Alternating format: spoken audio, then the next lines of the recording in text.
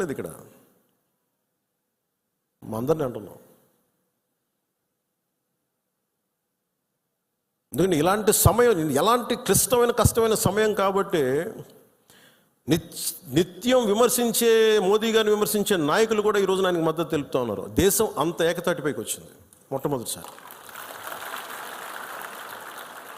ఇలాంటి సమయంలో అంటే నేనేదేంటంటే ఇర్రెస్పెక్ట్ ఆఫ్ మన డిఫరెన్సెస్ అసైడ్, ఉగ్రవాదం మీద మటుకు, హింస మీద మటుకు, ఇర్రెస్పెక్ట్ ఆఫ్ రిలీజియన్ మనందరం ఒకటే మాట మాట్లాడాలి.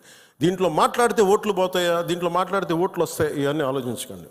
Weather you have spoken truth or not, సత్యమేవ జయతే. నువ్వు ఒకటే మాట్లాడాలి, నేను ఓట్లు వస్తాయని నేను రాలా, మార్పు తీసుకురాగలమా లేదా అనేది రాజకీయాల్లోకి వచ్చాం. ఓట్ల కోసం అయితే నా లాంటి ఇంత తపన పడక్కలు, ఇంత కష్టపడక్కలు. చాలా గొప్ప పార్టీలు ఉన్నాయి, అనుభవజ్ఞుల నాయకులు ఉన్నారు. కానీ ఒక సత్యాన్ని సత్యంగా మాట్లాడడం చాలా శక్తి కావాలి, దానికి ధైర్యం కావాలి. సహజంగా ఇలాంటి సంఘటనలు, ఉగ్రవాదులు జరగగానే అందరూ మనకెందుకు వాళ్ళు మన టార్గెట్ చేస్తారేమో అనుకుంటాను. మన సరిహద్దులకు వెళ్ళలేదు. నేను చెప్పాను, మన అందరూ ఇళ్లలో కూర్చొని జాగ్రత్తగా ఉండి ఎవ్వరికి ఒక మాట అనుకుంటా ఉంటే మన ప్రాణాలు రక్షణతో ఉంటాయనుకుంటున్నారా? మన చనిపోయిన మధుసూదన్ గారిని చూడండి, ఆయన ఎవరికి హాని చేశాడు? ఎవరిని పల్లెత్తి మాట అనలా.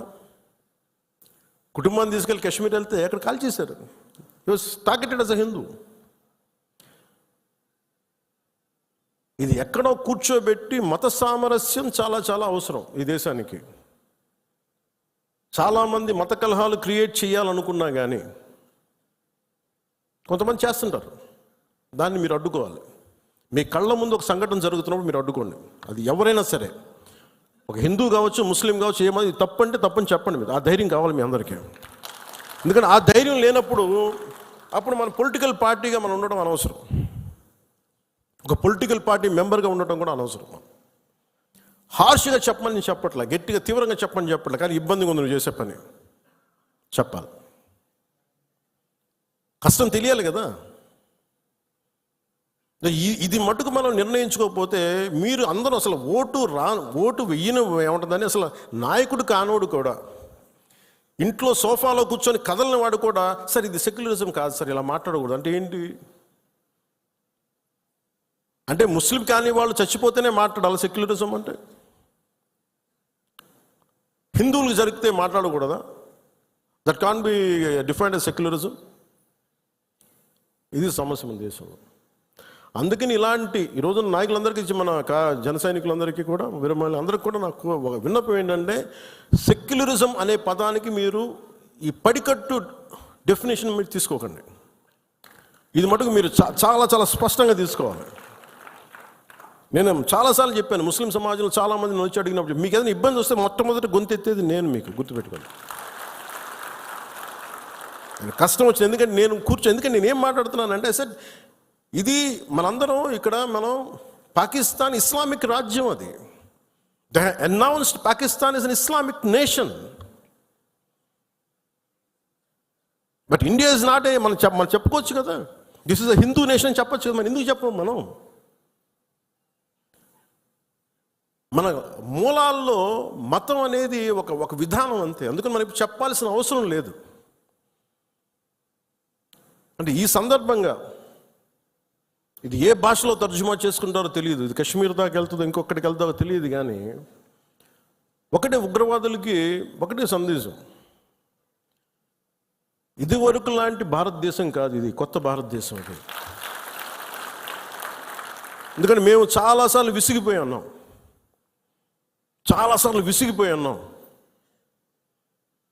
మీ ఇష్టానికి వచ్చి కాళ్ళు చంపుతానంటే ప్రాణాలు ఎలాగపోతాయి మాకు తెలుసు.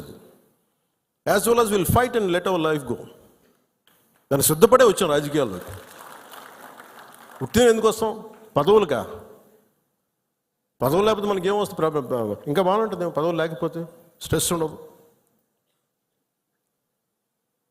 అందుకని పదవులు ఆశించేది ఎవరైనా సరే ఇది బాధ్యత. ఇది మనందరం బలంగా మాట్లాడాలి. అలాగే ఈ సందర్భంలో పోయిన ప్రాణాలని మనం ఎలాగ తిరిగి తీసుకురాలేము. పెద్ద ఎర్నింగ్ మెంబరు చనిపోయాడు కుటుంబంలో, మధుసూదన్ గారి కుటుంబంలో. సో మనందరి తరపున మీ అందరి తరపున పార్టీ తరపు నుంచి ఆయనకి ఒక 50 లక్షల రూపాయలు ఆయన కుటుంబానికి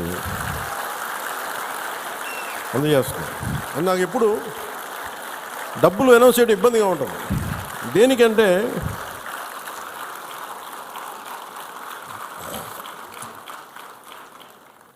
దేనికంటే మనిషి ప్రాణాలకు విలువ కట్టడం నాకు ఇష్టం ఉండదు. కానీ కొన్ని సందర్భాల్లో అది చిన్నపాటి ఊతం అవుద్ది అంతే. పిల్లల చదువులకు కావచ్చు, ఇంకోటి కావచ్చు. ఇవన్నీ కాకుండా మధుసూదన్ గారి కుటుంబానికి, వారి కుటుంబ సభ్యులందరికీ ఈ సందర్భంగా నేను ఒకటే విన్నవించుకుంటున్నాను. మీకు ఏ కష్టం వచ్చినా సరే మేము ఉన్నాం. మేము మీతో ఉన్నాం. ఏదో ఈరోజు ఒక 50 లక్షలు ఇచ్చి మిమ్మల్ని వదిలేయటం కాదు. మీకు ఏ కష్టం ఉన్నా సరే వాళ్ళకి మన పేషెంట్ నెంబర్స్ కూడా ఇచ్చాను. Any time you can reach out.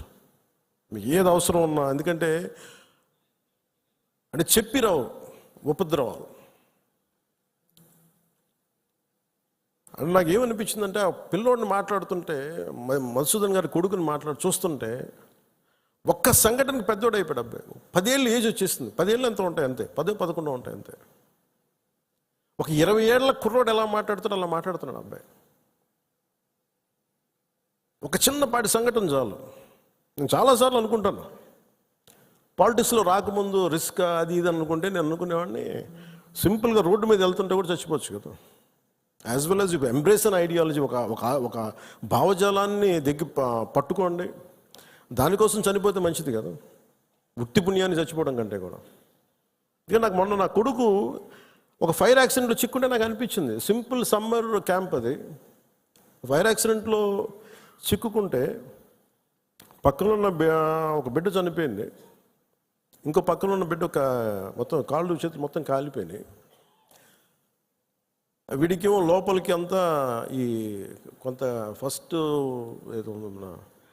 Degree జరిగినాయి బర్న్స్. తర్వాత లోపలికి సూట్ అంటుందని గాలి పీల్చేయటం వల్ల ఆ పొగ.